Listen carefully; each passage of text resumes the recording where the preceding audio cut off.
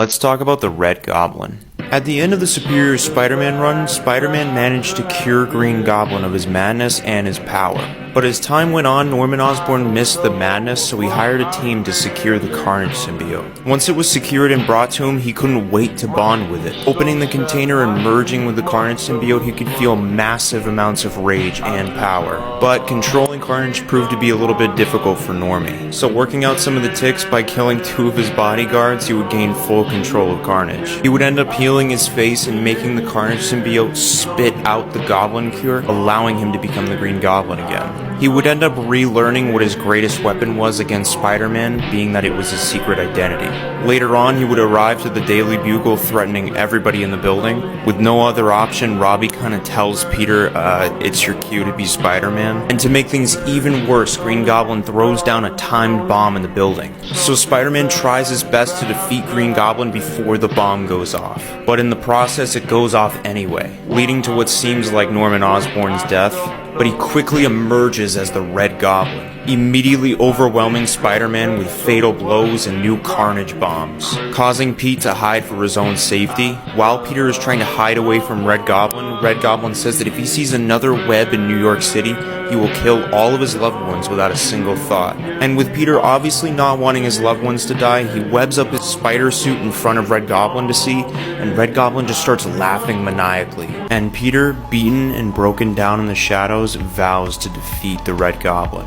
So he assembles a team to stop the Red Goblin, comprising of the Human Torch, Silk, Miles Morales, Anti-Venom, and Clash, a sound-based hero. Switching over, we see Harry Osborn and his ex-wife trying to find their kids, and they end up tracing their kids to a local substation where Harry's mother is trying to get her grandkids away from the Red Goblin. But Harry and Liz unknowingly brought the Red Goblin straight to them. Once the Red Goblin makes his grand entrance, he begins to talk about how this is a big family reunion, and he's so happy to see his grandkids. But before the Red Goblin can do anything, Human Torch and Clash use both of their powers at the same time to try and get the symbiote off of Norman Osborn. Their powers prove to be ineffective, with Gobby even saying that the symbiote plus the Goblin Serum equals all strength and no weaknesses. Miles and Silk even arrive to try and fight the Red Goblin, but Red Goblin just takes them out with little to no effort. Even taking out Agent Venom, disrespecting the hell out of him, saying that he's a broken toy soldier, making fun of his prosthetic legs.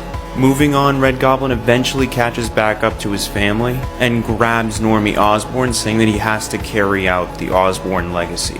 Harry then pleads to his father to take him instead, but Norman doesn't listen as he tells Harry that his son will join him in his vision, turning him into the Goblin Child.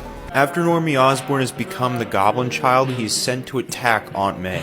But luckily for Aunt May, Dr. Octopus arrives just in time and saves her. As that's happening, Spider-Man and Venom are actively trying to defend MJ from Red Goblin. They both eventually send Red Goblin flying away, and once he's flying away, he says he's going to pay a visit to Aunt May. With Peter and Eddie hearing this, Eddie decides to give the symbiote to Peter, seeming as though there's no other choice. And as soon as he's acquired the symbiote, he rushes off.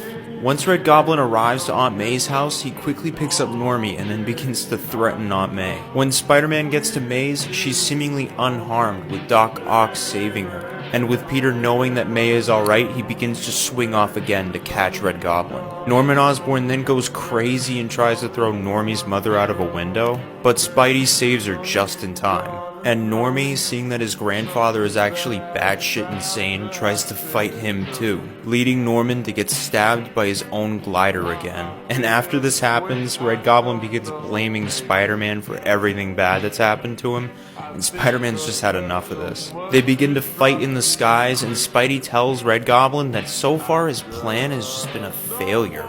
But Norman tells him that his plan is going according to plan, saying that he's poisoned everyone that he loves. Norman then tells Peter that all it would take is a snap of the fingers and it would be like Gwen Stacy times 5. Peter then begs again and again not to do it, but Red Goblin doesn't listen and he snaps his fingers anyway. After Red Goblin snaps his fingers, he starts screaming in a fit of rage because he can't feel the death and he can't feel the pain. That's when Flash Thompson appears and he shows in his hands the Red Goblin poison that was in all of Peter's loved ones. Goblin, seeing this, lunges in after Flash Thompson to kill him. Red Goblin ends up shocking Flash Thompson to the point of death, and Peter becomes Venom, rushing to Gobby saying that he'll kill him and he'll eat his brains. But Peter ends up regaining control of the Venom symbiote and he tries to help Flash. But there's nothing Peter can do, so right before Flash dies, he tells him that he's the heart of this city, and he's his friend, his best friend. After Flash dies, Spider-Man catches up to Red Goblin, who's just terrorizing New York. Throwing bombs everywhere, Peter doesn't know where to go first. And while Spidey is distracted, Red Goblin sneak attacks him and starts choking him to death. But while being choked, he realizes that Gobby's true weakness is his ego.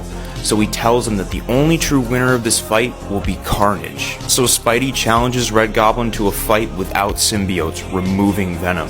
And Green Goblin doesn't hesitate, ripping off the Carnage symbiote, saying he'll win. But Spidey just starts to put all of his power into every punch, thinking of all the people that Goblin has put in harm's way, and all the people that he's taken from Peter. Ending the fight with Spidey triumphant, and him finishing off the Carnage symbiote by burning it. Days later, Spidey visits Norman Osborn at Ravencroft, and he's a little not himself, believing that he's actually Cletus Cassidy and Spider-Man is Norman Osborn. And finally, a service is held for Flash Thompson, ending the story with Peter giving one really heartfelt speech and saying that he's the one man he'll always look up to.